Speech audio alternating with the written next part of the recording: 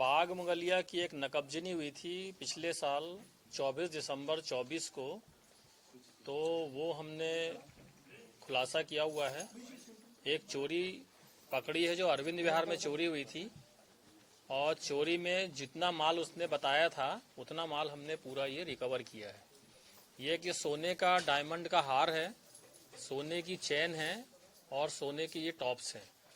और जिस वाहन से वो लोग आए थे, स्कूटी डिक्की से, वो तो करीबन 8 लाख रुपए का माल बरामद किया है। और इसमें हमने 3 चोरों को पकड़ा है।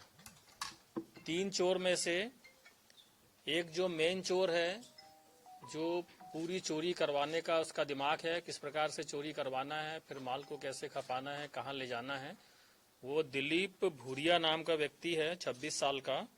ये थाना कमला नगर का पुराना नकबजन है। इसके खिलाफ पहले से ही 8 चोरी के मामले दर्ज हैं। और दूसरा एक थाना कोतवाली झाबुआ का है, रवि मावी। इसके खिलाफ भी चोरी के अपराध दर्ज हैं। और एक ऐसा बालक है जिसने अपराध तो किया है, परंतु उसकी उम्र 18 वर्ष से कम है, यानी कि वो विधि का उल्लंघन करने वाला बालक है, जिसका नाम हम नहीं बता रहे हैं, ना हम पता बता रहे हैं, ना हम उसका फोटो डिस्क्लोज कर रहे हैं। तो ये भी उसमें शामिल है। और ये घटना वैसे होती है कि जहां भी सूना मकान है, पहले रैकी करना और फिर उसमें छोटे बच्चों का उपयोग करना, अंदर ताला तोड़ करके, यानी छोटे बच्चों का उपयोग करके ये चोरी करवाई गई है। तो ये बहुत मेहनत से पकड़ा है थाना बाग सेवनिया की टीम ने।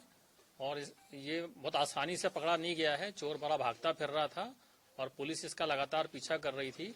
तो माल भले ही आपको लगे कि 3 ही है, पर ये बहुत कठिनता से पकड़ा गया है।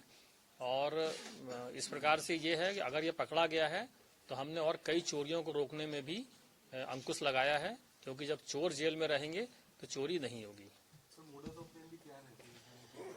जैसा बहुत सारे मामलों में रहता है कि जो इस प्रकार के नकबजन हैं वो कॉलोनी में घूमते रहते हैं और देखते हैं कहाँ पे अंधेरा है, कहाँ पे कोई उनका मकान मालिक नहीं है, कहाँ पर ताला लगा हुआ है। उसके सब जानने के तरीके सबके अलग अलग हैं कि कोई पेपर देख लेता है, कोई ताला देख लेता है, कोई नाली का पानी सूखा है ये देख लेता है, यानी वो श्योर हो जाता है कि इस मकान में अब कोई नहीं है, वो बाहर गया हुआ है। तो यहाँ भी जो फरियादी था, वो फरियादी बाहर गया हुआ था, ताला लगा हुआ था, तो ताला तोड़ करके और फिर चोरी की गई। बच्चे का इस्तेमाल करना आपने बताया, क्या कुछ ऐसे और भी मामले हैं इसके ऊपर कि बच्चों का इस्तेमाल किया? तो ये बच्चों को प्रेशराइज करके करता है या बच्चों को उनके घर से लाके करता है, कुछ कैसे? अब बच्चे किसी भी तरह से जुड़ गए उस अपराधी के साथ में, बड़े जो बालिग अपराधी है, ऐसी कई घटनाएं हैं जहां पे हम नाबालिग बच्चों का अपराध में उपयोग पा रहे हैं। और ये और भी अपराध हैं इससे। दिन के समय चोरी करता है, रात के मुकाबले क्या दिन में आसानी रहती है? जो हमारा कटारा क्षेत्र है, बाग मुगलिया क्षेत्र है, इस तरफ जो है दिन में भी आसानी रहती है। आजकल राजधानी में कई ऐसी चोरियां आई है सामने अभी तक, जो दिन में ही ज्यादा चोरी। हाँ, दिन में चोरी हो रही है। दिन में जो है वर्किंग पे चला गया, अगर मान लो घर में कोई नहीं है और अगल बगल वालों को कोई मतलब नहीं है, तो बड़े आसानी से दिन में भी चोरी हो रही है। चोरी का लगातार आप बता रहे चोरी की है इन्होंने, पहले भी कई चोरी के मामले इस पे दर्ज है। हाँ। तो आखिर किस वजह से चोरी करता था? क्या कोई इनको शौक पूरे करने की वजह होती थी? कई मामलों में ऐसा देखा कि शौक पूरे करने के लिए होता है क्या, या इसके अलावा भी कुछ क्या कर्ज की बात है इसमें? क्या मोटिव रहा इनका चोरी करने का? कर देना चाहोगे? तो एक बार लत लग गई है, चोरी से आसानी से पैसा मिल रहा है, मेहनत मजदूरी भी करते हैं, बेसिकली रहने वाले यहीं के हैं, झुग्गी बस्ती में रहते थे, मेहनत मजदूरी का काम भी है, लेकिन इसके साथ चोरी भी करते हैं। ऐसे कर्ज वर्ज वाली कोई कहानी नहीं है। कहाँ ठिकाने लगाते थे चोरी का सामान? अभी तक जो इन्होंने चोरी करी थी पिछली वाली, तो वो हबीबगंज में भी एक इन्होंने बड़ी चोरी करी थी, जिसमें सभी गिरफ्तार हुए थे। और वर्तमान चोरी में अभी माल, चूंकि जिस तरीके का माल था, डायमंड का सामान था, तो इन्होंने प्रयास जरूर किया था, उसको ठिकाने नहीं लगा पाए थे। अभी एक मंगलसूत्र के बारे में हमारी पूछताछ अभी शेष है और उसके लिए हम इनको पुलिस रिमांड पर ले रहे हैं। गुजरात गए थे? हाँ, गुजरात। हाँ, वो कारण ये है कि जो दिलीप भूरिया है वो गुजरात का रहने वाला, रवि मावी भी गुजरात का झाबुआ का रहने वाला है।